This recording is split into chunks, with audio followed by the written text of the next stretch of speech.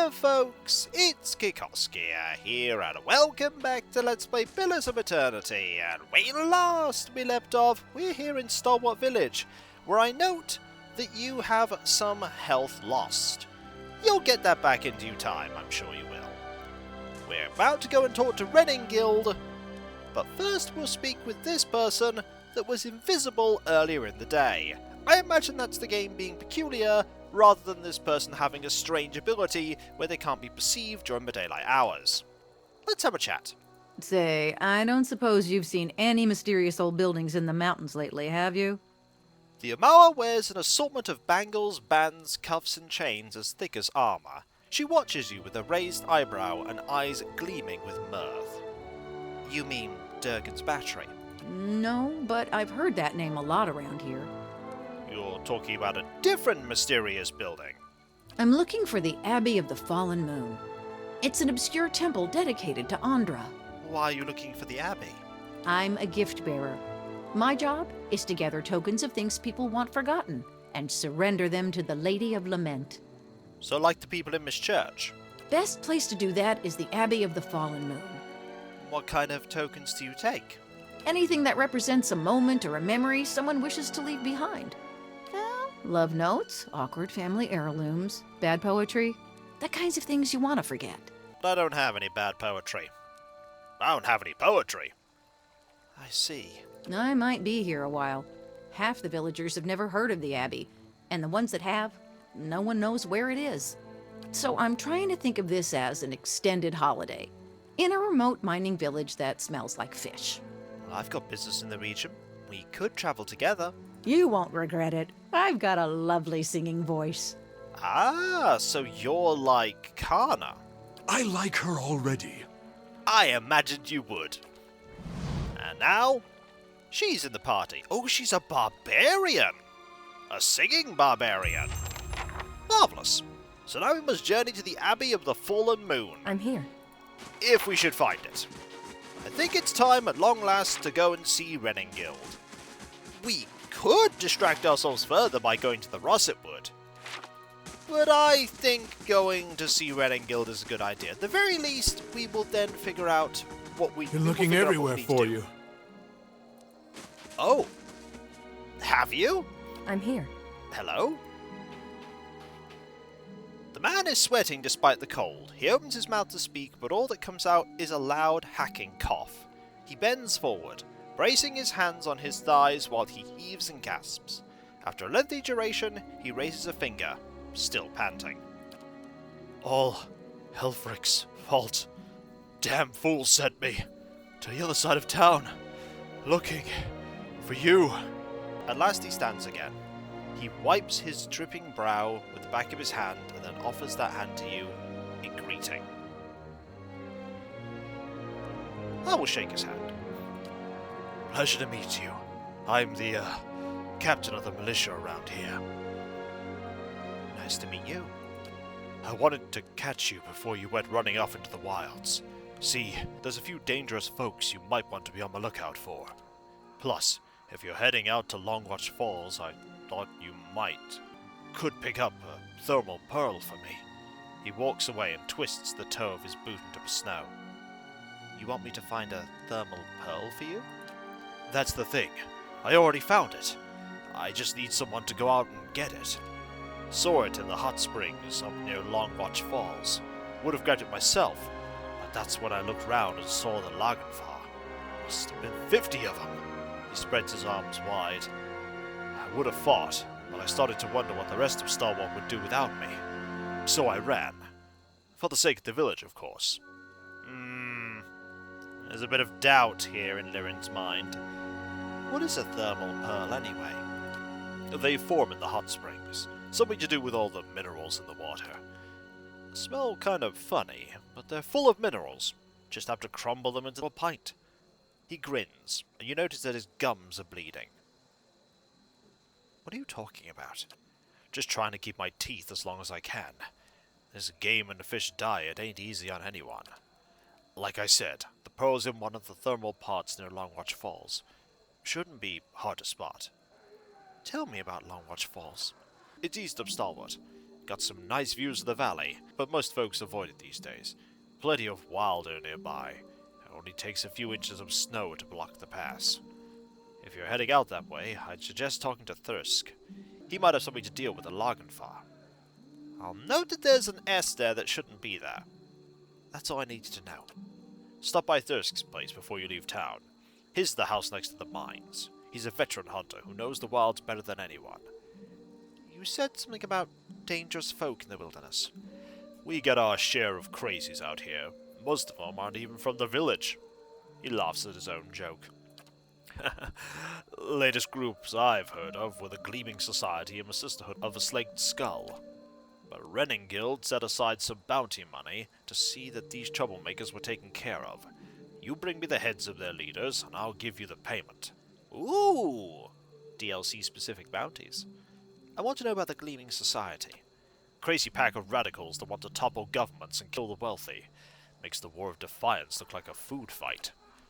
Duke Avar and the Regent of Red Seras both declared them illegal, which is probably the only thing those two would agree on. Anyway, check Longwatch Falls to the east. That's where they were last seen. Who leads the Sisterhood of the Slaked Skull? That'll be Metzler. All the members of the Sisterhood worship Berath, by sending as many folks to the wheel as they can. He shivers. They've been poking around Durgan's battery, and Whale only knows why. But you can understand why no one around here was pleased to hear about it. Passed through town recently. Didn't stay long, but they stopped at the Temple of Andra. You might see if Laughter knows something. If you come across them, be careful. They're unpredictable. Let's talk about something else. What do you want to know? That's all, I suppose. Farewell. Okay, we have quests. Go get the thermal pearl. Go deal with Olmar. Certainly. I don't think we're going to be getting any information from the Temple of Andra.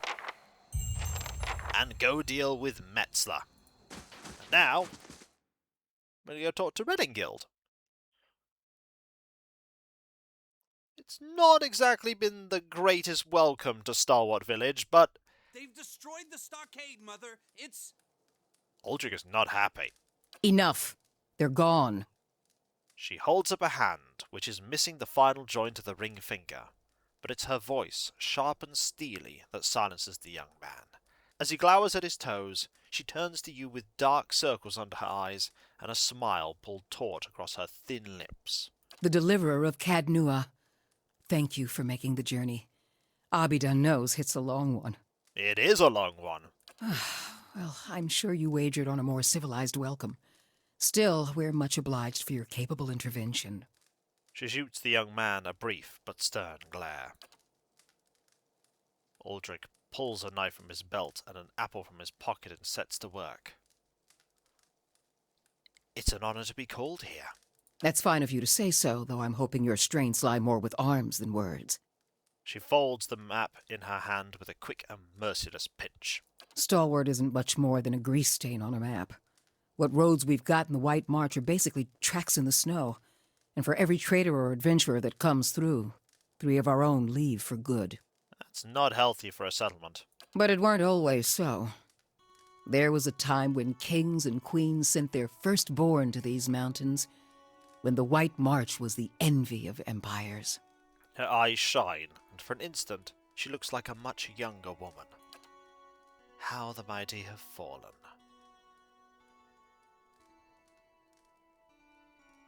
What an era that must have been for the White March. The Pargrin dwarves transformed the White March once. We could bring some of that greatness back to Stalwart. But we need the White Forge. She raises the map and taps a spot in the middle of a white and grey expanse. I've never heard of it. Of course. Been over 200 years since anyone's felt so much as a summery breeze near it. She smooths the creased map. I'm hoping you can do something about that. She ignores the young man, who shakes his head at the crackling logs.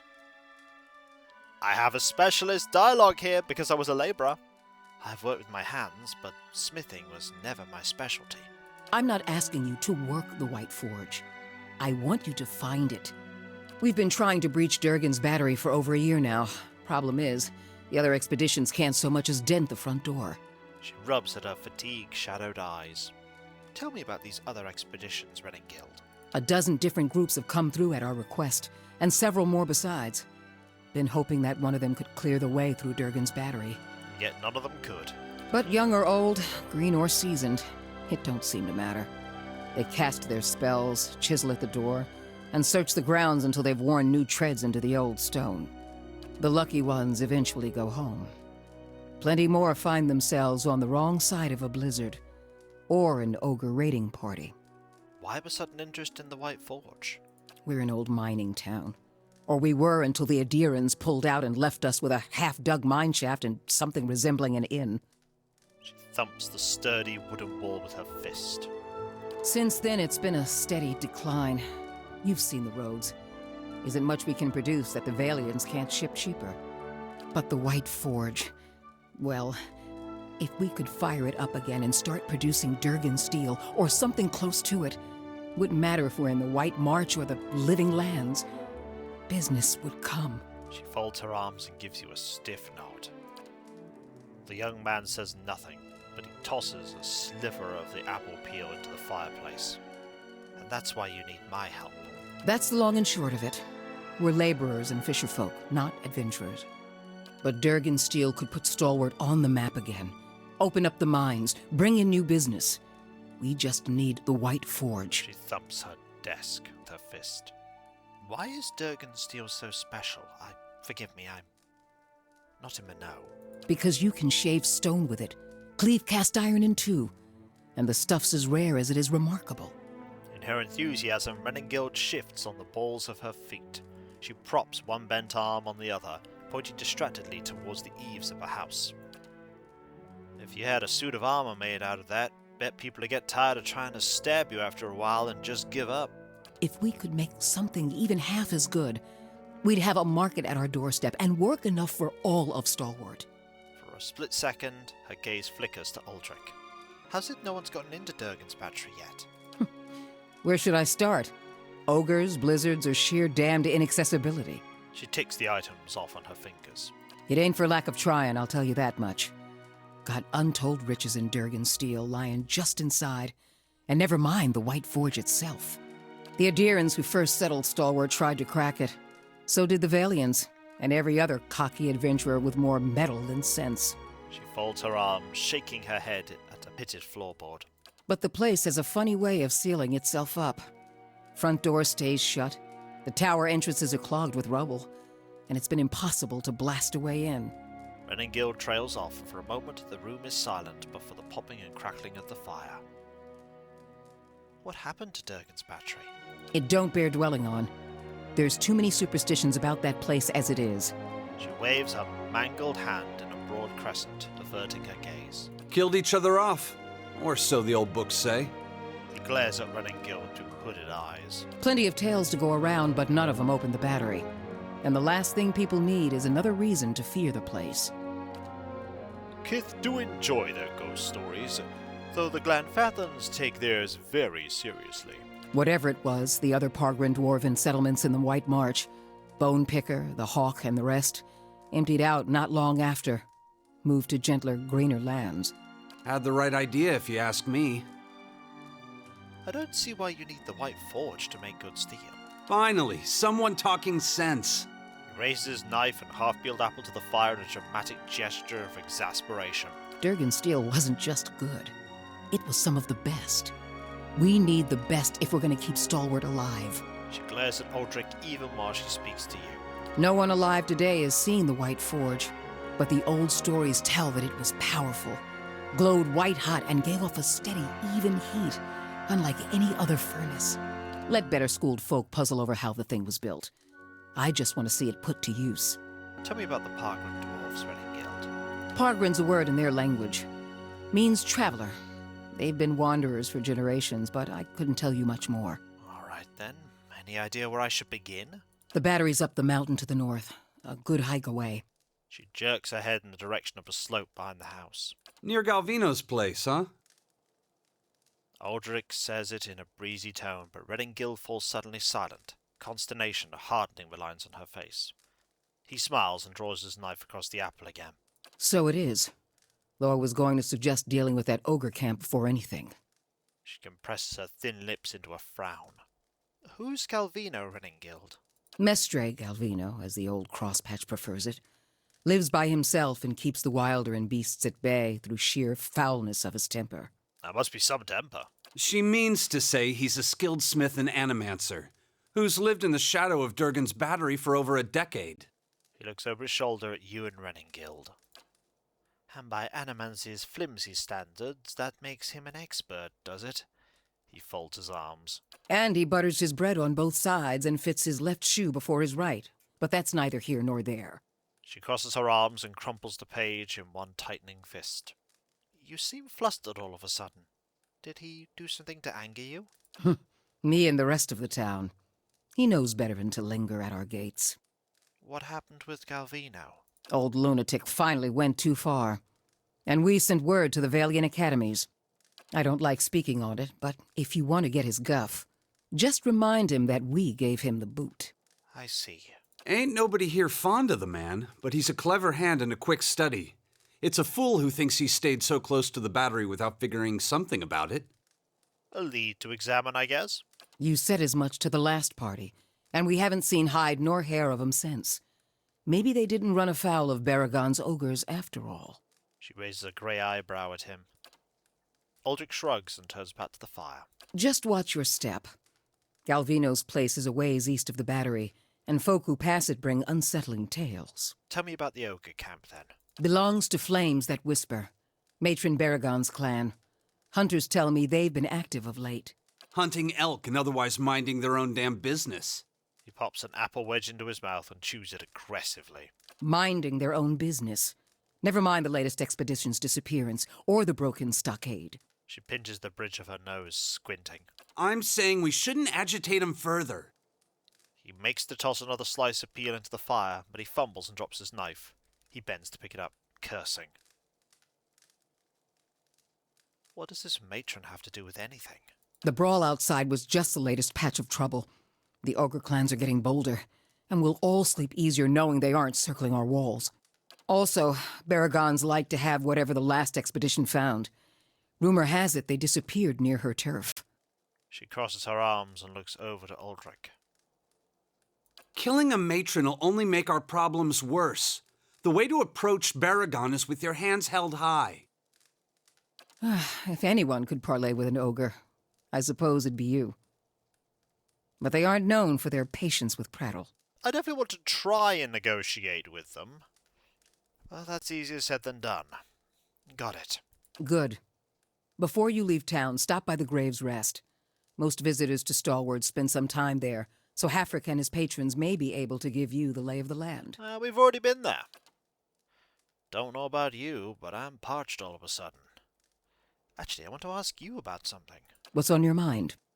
Well, can you tell me about Farah's expedition? Who? Sorry, I don't recall the name. Her brow furrows. Last expedition I met disappeared weeks ago. Didn't give any names, but they definitely haven't come back this way. Don't mean the Sfeara weren't part of an expedition, though. We get groups passing by sometimes looking to try their luck. What's on your mind? I want to know more about Stalwart. Adir founded us back in their colonial days to supply ore to the Empire. Saw a fair bit of traffic from both sides of the White March then. She rubs the nub of her shortened ring finger. But after the Deerwood claimed independence, Defiance Bay found cheaper places to get ore. Didn't have much reason to maintain our supply routes. Isn't Stalwart part of the Deerwood? Officially.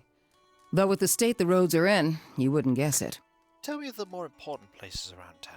Here in the center? Let's see. The Grave's Rest is next door. Hafric can set you up with a room and a hot meal there.